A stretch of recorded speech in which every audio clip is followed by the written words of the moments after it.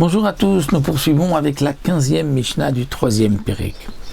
Nous avons ici une Mishnah très courte, mais qui est très profonde, où il y a beaucoup de choses et des prakim entiers dans le Rambam pour pouvoir expliquer cette Mishnah. Tout d'abord, l'explication simple que nous donne le Barthénora, et nous verrons ensuite la deuxième explication qu'il nous donne. D'abord, c'est Akol Tsafoui, c'est-à-dire que tout est dévoilé, tout est vu. Akadosh Baruch Hu voit tout ce que l'homme fait. On ne peut rien lui cacher. Même ce que l'homme fait dans un endroit caché de tout œil, Dieu voit ce qu'il fait. Varishut Netuna, et l'homme a la possibilité de faire le bien comme le mal. Rishut, on lui permet. Fais ce que tu veux, le bien, le mal. À toi de choisir. Ubetov Aolam Nidon. Et le monde est créé va être jugé Betov, c'est-à-dire par le Tov, par la Rachamim, par la miséricorde. Mais malgré tout, bien que c'est par la miséricorde, va kol les firov amaasé. On ne va pas être tous jugés de la même manière. Tout dépendra des actions de l'un et de l'autre. Celui qui fera beaucoup d'actions aura beaucoup de miséricorde et celui qui en fera moins en aura moins. Ça, c'est l'explication simple que nous donne ici le Barthénora.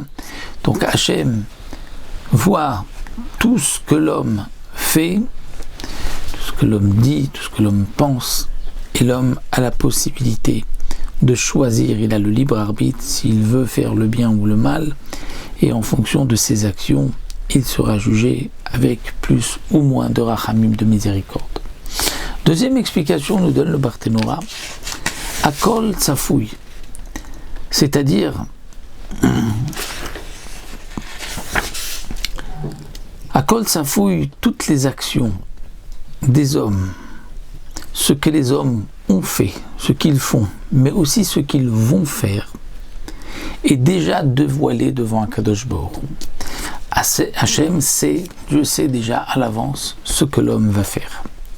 Alors si c'est ainsi, si Dieu sait est-ce que demain je vais accomplir telle ou telle mitzvah, il n'y a donc plus de libre arbitre, puisque je vais faire ce que Hachem sait déjà. Eh bien non, la Mishnah nous dit Arishut Netuna, tu peux faire le bien, le mal, il n'y a personne qui t'oblige. C'est vrai que le Rambam pose la question, mais comment ces deux notions peuvent marcher ensemble? Comment peut-on dire que Dieu sait à l'avance ce que l'homme va faire? Donc s'il sait à l'avance, l'homme ne peut pas faire autre chose que ce que Hachem sait qu'il va faire, et donc il n'a plus de libre arbitre. C'est la question du Rambam, mais le Rambam répond que nous ne comprenons pas. Qu'est-ce que cela signifie que Hachem sait? Comment peut-il savoir? Et donc, puisque nous ne comprenons pas, nous ne pouvons pas non plus comprendre comment est-ce possible que nous avons le libre arbitre si Hachem sait déjà ce que nous allons faire. Mais dit le Rambam, ce n'est pas une contradiction. Ça, c'est au niveau de l'homme qui, lui, ne comprend pas la divinité, qui ne comprend pas Dieu. Lui peut se poser la question. Mais en vérité, il n'y a pas de contradiction. Dieu sait ce que l'homme va faire et pourtant, il a le libre arbitre. C'est intéressant de rapporter juste l'explication du Rav Saadia Gaon qui lui dit Dieu sait à l'avance ce que l'homme a déjà fait. Non pas ce qu'il va faire, mais ce qu'il a déjà fait, puisque de Dieu il n'y a pas de notion de temps, donc il sait aujourd'hui ce que l'homme demain a déjà fait. Bon, c'est une phrase un peu compliquée, juste entre parenthèses pour comprendre cette question.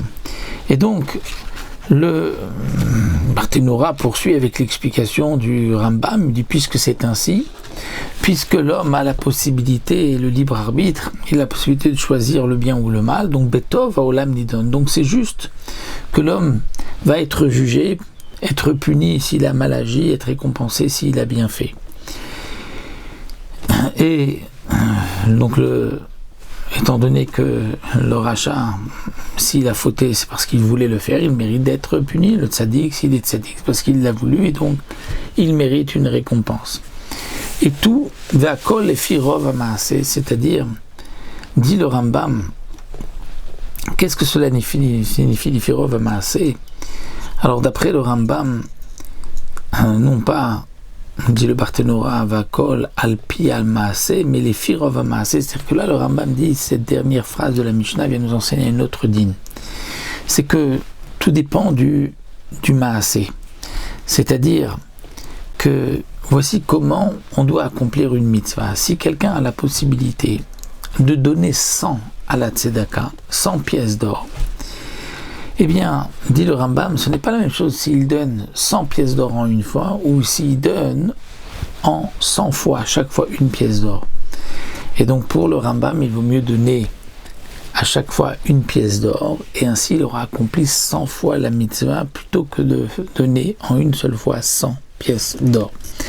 Donc ça, ce sont les deux explications que nous donne le Barthénora. L'explication simple, l'explication du Rambam. Et il y a aussi une troisième explication sur la fin de la Mishnah que nous rapportait le Barthénora dans son premier commentaire. Akol lefi rov hamaaseh, c'est-à-dire que l'homme est jugé en fonction de la majorité de ses actions, comme dit le Rambam aussi ailleurs, qu'on voit est-ce que l'homme est en majorité méritant ou en majorité coupable, et en fonction de cela, il sera jugé. C'est là en fonction de la majorité, puisque lorsque l'homme est Benoni, moitié-moitié, c'est là que Hachem fait intervenir la Midat HaRachamim, la miséricorde, mais sinon, Dieu va juger l'homme en fonction de la majorité de ses actions. S'il est en majoritaire, donc de bonnes actions, de srouyot, il sera jugé pour le bien, mais si c'est le contraire, donc là c'est le contraire, et lorsqu'il est donc Benoni, moitié-moitié, c'est là qu'il y a la notion de Midat HaRachamim. Donc voici pour cette petite Mishnah les explications que nous rapporte ici le Barthénora. Donc l'explication, donc Akol Galouille, est-ce que Dieu sait tout ce que l'homme fait et on parle du présent, ou est-ce que Akol Zafouille, Akol Galouille, c'est pour le futur, pour ce que l'homme va faire.